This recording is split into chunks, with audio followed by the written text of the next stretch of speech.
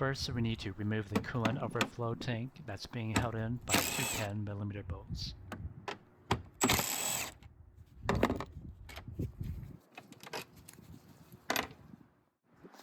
And then we'll pull off the upper overflow hose.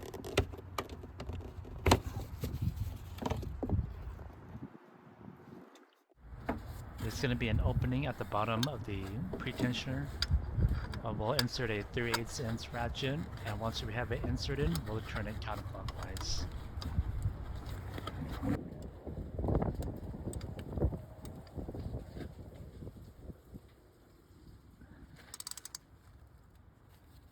We'll line up the two holes up top, and we'll insert a number 6 Allen wrench into the hole, locking the pretensioner. This will take off the tension off the belt, so we can take off the other pulleys. We'll use a 14mm socket to get the upper idle pulley off.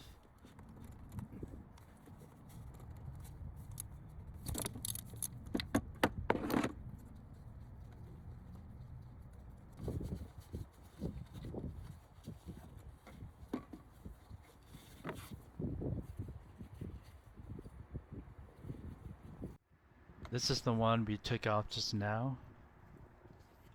It's actually an aftermarket one, and it's still actually pretty good, but we're still going to replace it with a OEM one. I'll keep it for later just in case. See how the pulley comes to a stop? It means the pulley still have grease in it, so it's still good.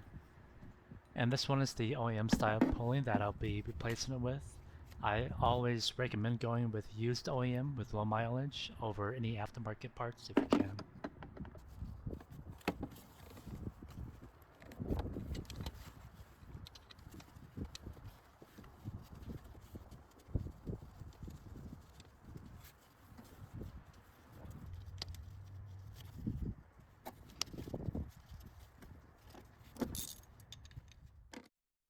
We'll tighten this down to 21 foot-pounds.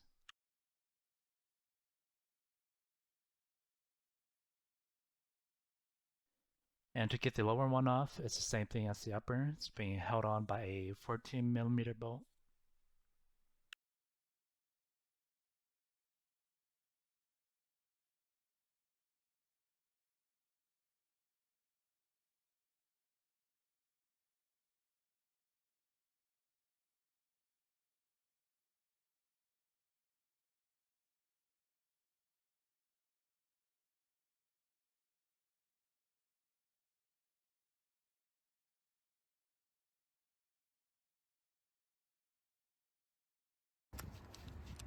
As you can see, the pulley spins too freely, which is a sign that there's no grease left in the bearing, which is no good.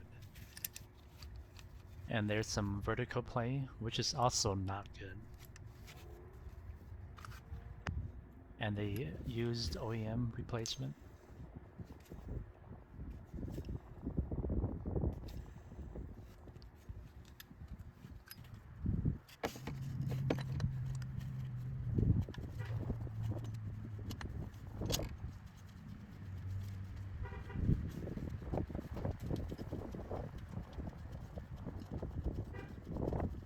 Hours later.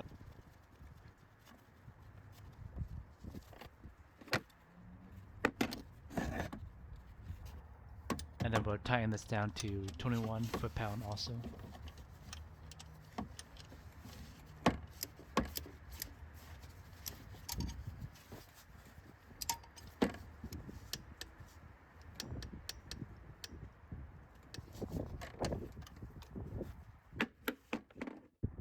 And then we'll check if the belt's in line with everything.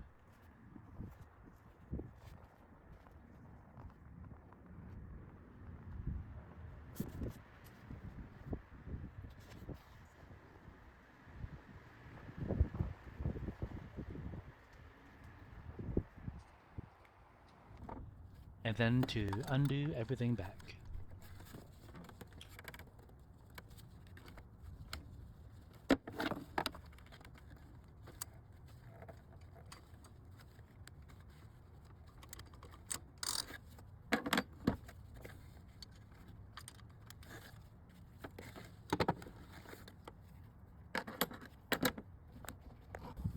the pre-tensioner is back to normal, just double check the belt to make sure it's aligned.